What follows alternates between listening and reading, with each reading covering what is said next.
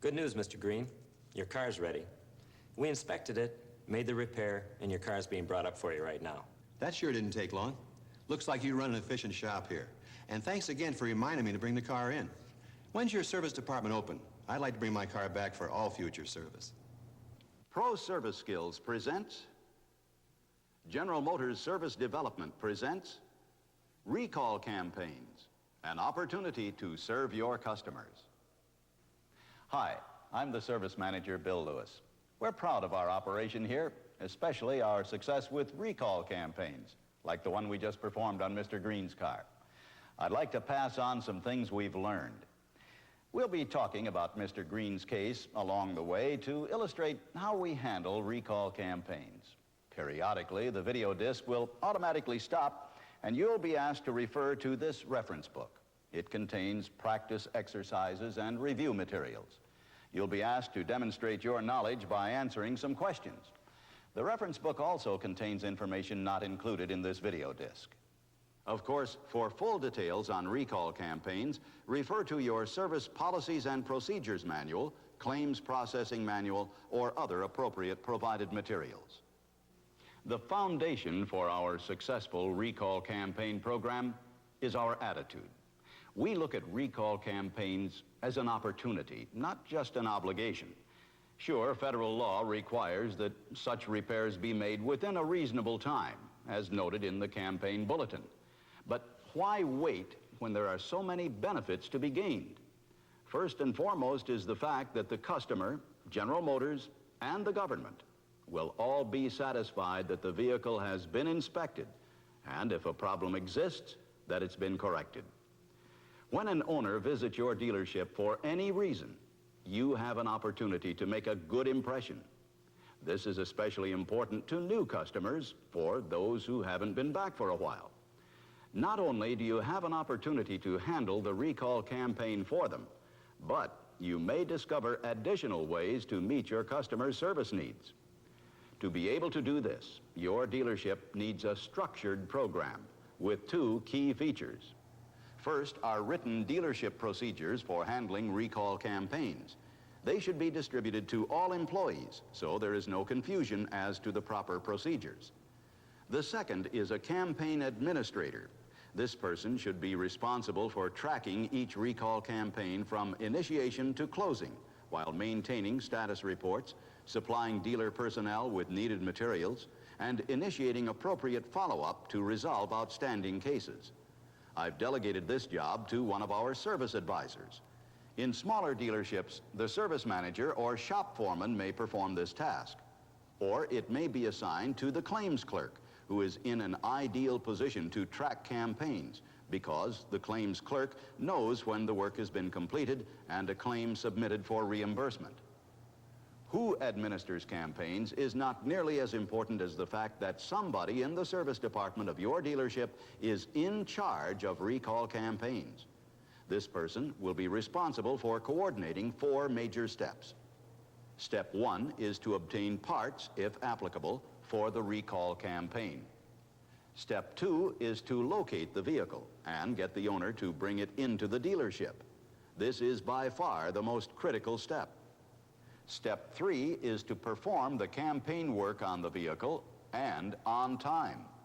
And step 4 is to submit the campaign information and claim for reimbursement.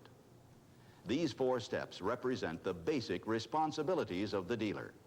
Before discussing them in detail, let's first see how the whole process works in order to understand how each step fits into the big picture. The recall campaign process is initiated when either General Motors or the federal government determine that a condition exists which requires repair. To accomplish this task, they depend on the dealers to complete 100% of the campaigned vehicles. General Motors identifies campaign vehicles by Vehicle Identification Number, VIN, which is retained in a centralized computer. The vehicle campaign status remains open until the campaign is performed. Thus, there is no time limit for recall campaigns. First, the dealer is notified so he can make arrangements to handle the campaign. Then, owners are notified that their vehicles are involved in the recall campaign. The owner is asked to make an appointment with his dealer to have the campaign work performed. After the campaign work is performed, all required paperwork is submitted per the claims processing manual or other provided directions by the dealer for reimbursement. At this time, the VIN is removed from all lists, credit is issued, and the campaign is closed.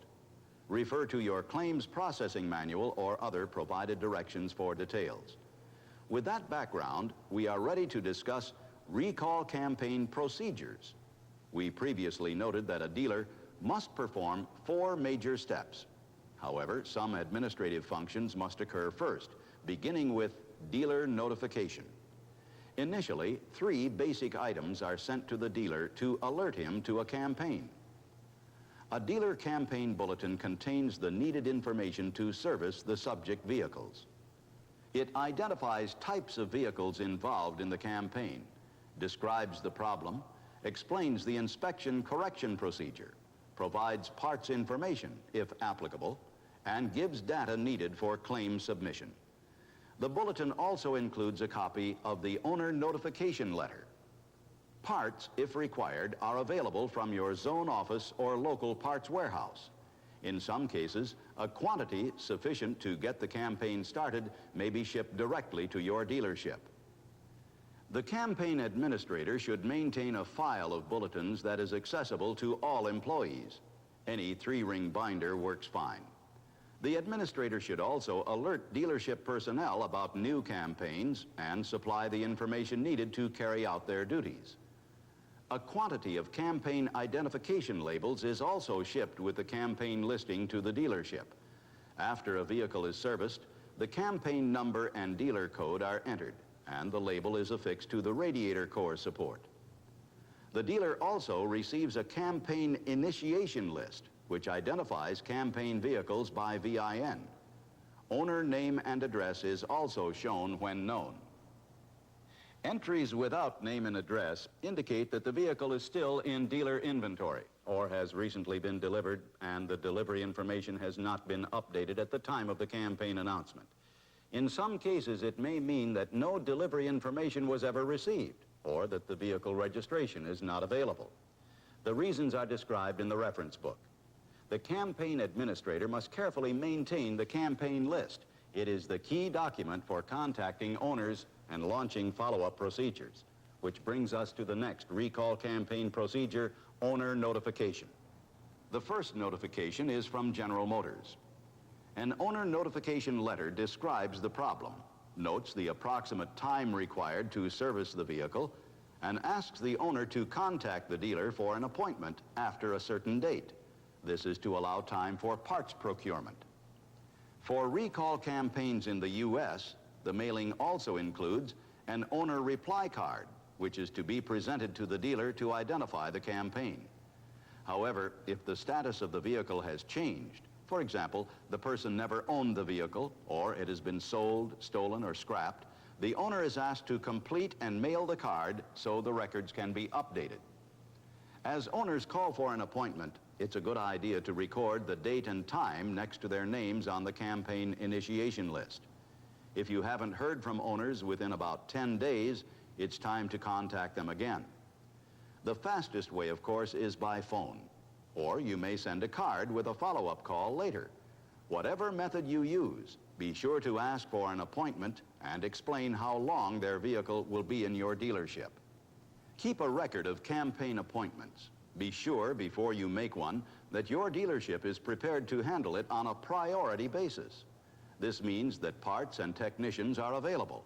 Also, let the dispatcher and service write-up people know the owner is coming, and the customer will be in and out of the dealership in the expected time. Campaign vehicles may not be located immediately for many reasons. For example, owner indifference may cause some to feel the campaign is not important. The owner may have moved. There may be a change in vehicle status, or it may be part of a fleet that is spread across the country. Details for handling these cases are included in your reference book. Several tools exist for tracking down these vehicles. For example, many GM dealers are using the new CRIS, Computerized Recall Information System. By dialing an access code and the vehicle identification number, you can immediately know the campaign status of any vehicle. It only takes seconds to check regular customers, transient owners, and new or used cars in your inventory. Before selling any new or used car, we run the VIN through Chris to be sure there are no outstanding campaigns. That way, we avoid asking the owner to tie up his vehicle at a later date to have the campaign performed. Beginning with 1981, all GM vehicles use a 17-digit vehicle identification number. Like previous 13-digit VINs, however, Chris needs only certain digits entered as explained in the Chris brochure. Dealers also receive a monthly audit report, which tracks campaign progress and provides you with a follow-up tool. This report consolidates information, which includes outstanding campaign vehicles by VIN, outstanding vehicles by campaign number, and in the U.S., names and addresses of owners assigned to the dealer. See your claims processing manual for details on your report. You'll find this report useful at the service write-up desk for a fast check of possible campaign vehicles. In fact, this is how we contacted Mr. Green, who you met at the beginning of the program. Our campaign administrator noted a new name and VIN, checked it out, and determined that an owner had moved to our area. So, as his servicing dealer, we gave him a call. Hello, Mr. Green. I'm the service advisor from Hometown, and I'm wondering if you've received a product recall notice to bring your car to a dealer. We have to inspect the outboard seatbelt anchor bolts. I don't think so. We just moved here. Why? What's wrong? Your letter probably hasn't caught up with you yet. GM has announced a recall campaign involving the inspection of your vehicle's outboard seatbelt anchor bolts. When would it be convenient for you to bring your car in? How about Tuesday morning? I work afternoons. The campaign administrator had just checked the stock of parts the day before, so he knew the part situation was okay.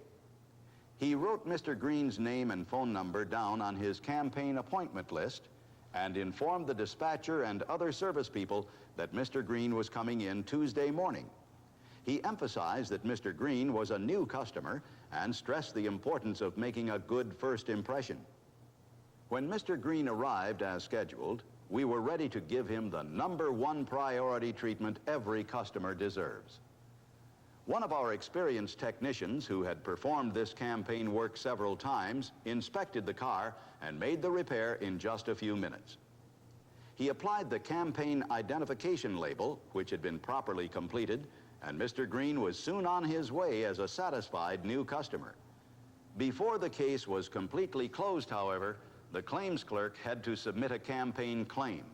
The campaign claim notifies the division that the campaign on the vehicle has been completed, obtains dealership credit for the inspection and campaign work performed, and removes the VIN from all campaign follow-up audits. That's how we handle recall campaigns. As you've seen, it's important to handle them promptly, and it pays to pursue the hard-to-locate owners. Of course, with any system, abnormal situations, problems, or exceptions can occur. The reference book explains how to handle these cases. I'd like to cover a couple of especially important points. First, if parts are involved, the parts manager must be informed of the campaign for work to flow smoothly. When we receive a campaign bulletin, a copy is immediately routed to the parts manager. He is asked to make arrangements for obtaining necessary parts. He is further asked to advise the date on which parts will be available to begin performing the campaign.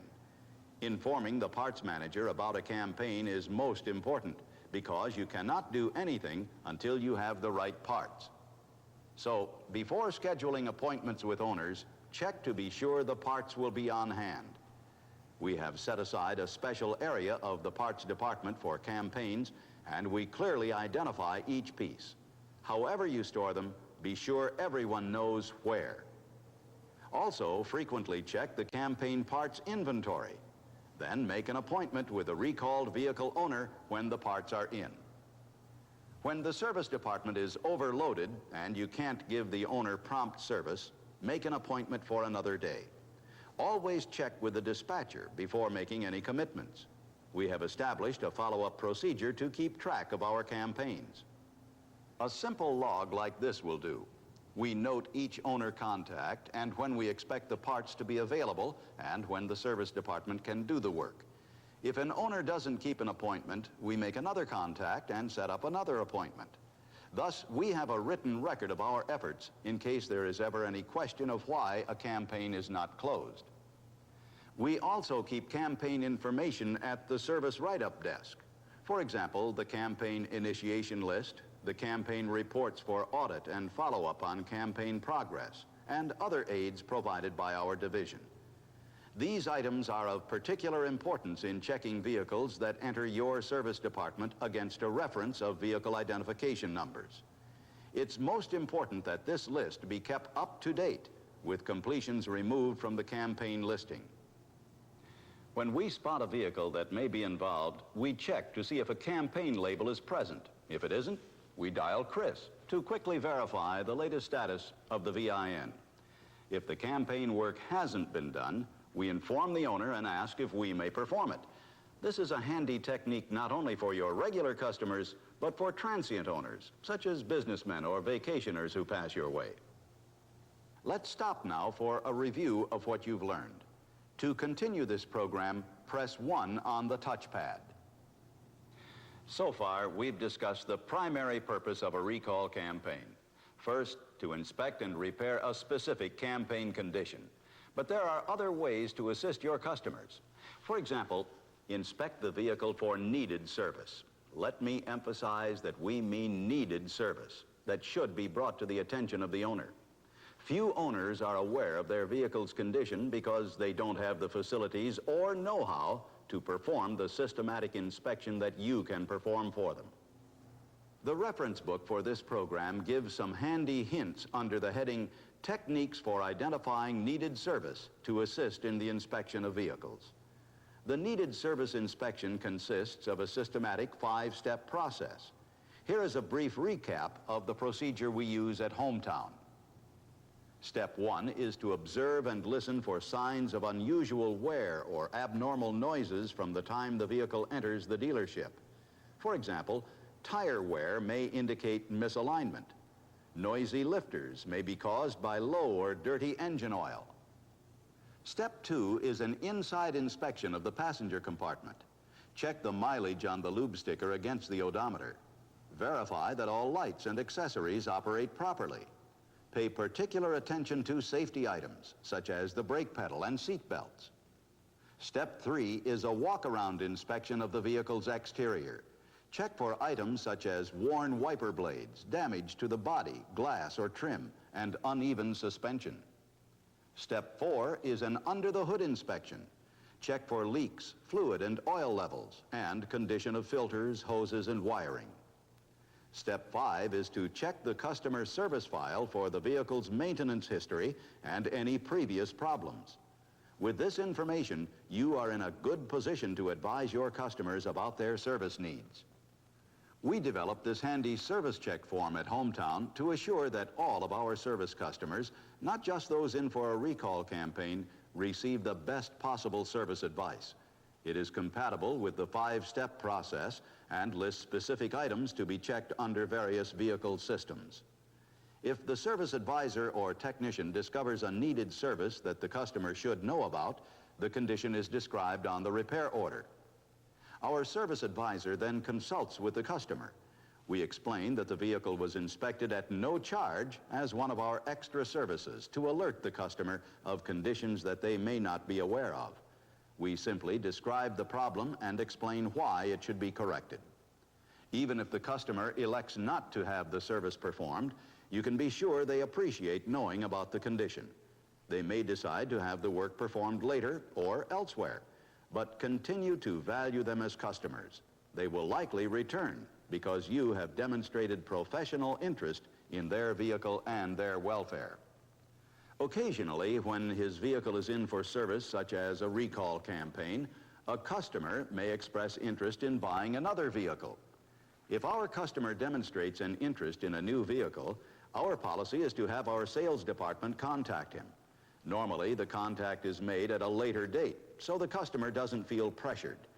Our approach is based on our basic philosophy that servicing our customers' needs is our principal goal. We try to help them in any way we can, and we know that outstanding service plays a key role in building business in all areas of our dealership. Let's stop now for a review of what you've learned. To continue this program, press 1 on the touchpad. Our franchise agreement requires us to complete 100% of the campaign vehicles assigned to our dealership. As you've seen, there are too many benefits to consider any recall campaign as just an obligation. We want to perform campaign work not only on our assigned vehicles, but all others that happen to pass our way. These procedures allow us to better serve our customers, and as a result of this service, to build new business for the dealership. I'm sure if you follow the guidelines I've shown you, you'll achieve the same kind of success. This concludes our program.